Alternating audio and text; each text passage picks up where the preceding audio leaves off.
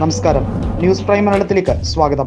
അസാമിൽ ഹിമന്ത് ബിശ്വ ശർമ്മയുടെ സർക്കാരിൽ അതിനകത്തെ ഭാഗമായിരിക്കുന്ന സഖ്യകക്ഷിയാണ് അസാം ഗണപരിഷത്ത് അഥവാ AGP. കഴിഞ്ഞ നിയമസഭാ തെരഞ്ഞെടുപ്പിൽ 8 സീറ്റുകളാണ് നേടിയത്. താരതമ്യേന ശക്തി കുറഞ്ഞു വരുന്ന സാഹചര്യത്തിൽ BJP അവരെ തകിടം മറിക്കുകയാണ് എന്ന് വലിയ രീതിയിലുള്ള ആശയവ്യത്യാസം ഉണ്ടായിക്കഴിഞ്ഞിരിക്കുന്നു. BJPയിൽ വലിയ തോതിലുള്ള അസ്വാരസ്യങ്ങൾ ഉണ്ടായിക്കഴിഞ്ഞിരിക്കുന്നു. NDA അസാമിൽ പിളരുന്ന വക്കിലേക്കാണ്. അതേസമയം കോൺഗ്രസിനെ സംബന്ധിച്ചിടത്തോളം അവർക്ക് കിട്ടിയിരിക്കുന്ന ഏറ്റവും വലിയ ഹൈപ്പ് എന്ന് പറയുന്നത് കോൺഗ്രസിനോടൊപ്പം AIUDF, അതായത് 15 MLA കഴിഞ്ഞ നിയമസഭാ തെരഞ്ഞെടുപ്പിലുള്ള AIUDF അവരോടൊപ്പം ചേരുന്നു എന്നുള്ളതാണ്. താരതമ്യേന പല മേഖലകളിലും ഏകദേശം 6ഓളം ജില്ലകളിൽ AIUDFന് വലിയ കരുത്താണ്. ഇത് വോട്ടായി മാറുമ്പോൾ തീർച്ചയായും കോൺഗ്രസിന് വലിയ തോതിലുള്ള പ്രതീക്ഷ കൂടിയാണ്.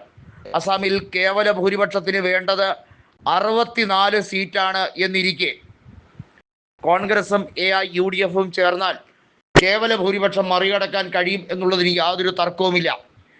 അടുത്ത നിയമസഭാ തെരഞ്ഞെടുപ്പിൽ മുഖ്യമന്ത്രി സ്ഥാനാർത്ഥിയായി ഗൗരവിനെ തന്നെയാണ് കോൺഗ്രസ് മുന്നോട്ട് വയ്ക്കുന്നത്. വലിയ തോതിലുള്ള വോട്ട് ഷെയർ ഗൗരവ് ഗൊഗോയുടെ നേതൃത്വത്തിൽ കോൺഗ്രസ് നേതൃത്വം നേടിയെടുക്കാൻ കഴിയും എന്ന പ്രതീക്ഷ കൂടി ഉണ്ട്. അസാമിൽ കഴിഞ്ഞ ലോക്സഭാ തെരഞ്ഞെടുപ്പിലും കോൺഗ്രസ് നേതൃത്വം മികച്ച രീതിയിലുള്ള പ്രവർത്തനം കാഴ്ചവെച്ചു. പല ലോക്സഭാ സീറ്റുകളിലും നേരിയ ഭൂരിപക്ഷത്തിൽ നഷ്ടമായെങ്കിലും ധൂബ്രി മണ്ഡലത്തിൽ ഉൾപ്പെടെ കോൺഗ്രസ് നേടിയ വലിയ വിജയം അത് BJP നേതാക്കളെ ഇരുത്തി ചിന്തിപ്പിക്കുന്ന ഒരു കാര്യമാണ്.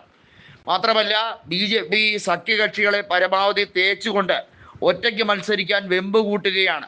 കഴിഞ്ഞ നിയമസഭാ തെരഞ്ഞെടുപ്പിൽ BJPയുടെ കൂടെ നിന്ന പാർട്ടികളെയൊക്കെ കൃത്യമായി അടിച്ചൊതുക്കുന്ന രീതിയാണ്. BJP ഇത് ഒരിടത്ത് മാത്രമല്ല, മറ്റ് പല സംസ്ഥാനങ്ങളിലും ഇംപ്ലിമെൻ്റ് ചെയ്തുകൊണ്ടിരിക്കുന്ന കാര്യമാണ്. വടക്കിഴക്കൻ സംസ്ഥാനങ്ങളിൽ താരതമ്യേന BJPയുടെ അത്തരത്തിലുള്ള ഷോ കുറവാണ്. കാരണം BJPക്ക് അറിയാം മറ്റ് പാർട്ടികളെ കൂടി വിശ്വാസത്തിലെടുത്തേലേ ഭരിക്കാൻ കഴിയുകയുള്ളൂ എന്നുള്ളത്.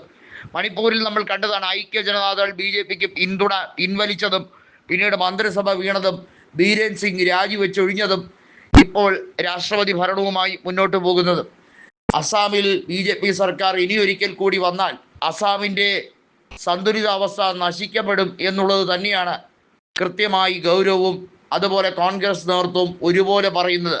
ഏറ്റവും മനോഹരമായ സുന്ദരമായ ഒരു നാടിനെ വർഗീയ ജാതി കോമരങ്ങളുടെ ഒരു തള്ളിക്കയറ്റമാണ് കഴിഞ്ഞ 10 കൊല്ലത്തോളമായി കണ്ടുകൊണ്ടിരിക്കുന്നതെന്നും ഇത് വലിയ തോതിലുള്ള ഭിന്നിപ്പുടലാക്കും. അസാമിൽ മണിപ്പൂർ പോലെ ഒരു പ്ലാൻ ഇംപ്ലിമെൻ്റ് ചെയ്യാതിരിക്കണമെങ്കിൽ BJP ഇനി വരാനേ പാടില്ല എന്നുള്ള സന്ദേശം കൂടി ഗൗരവ് വ്യക്തമായി പറഞ്ഞു കഴിഞ്ഞിരിക്കുകയാണ്.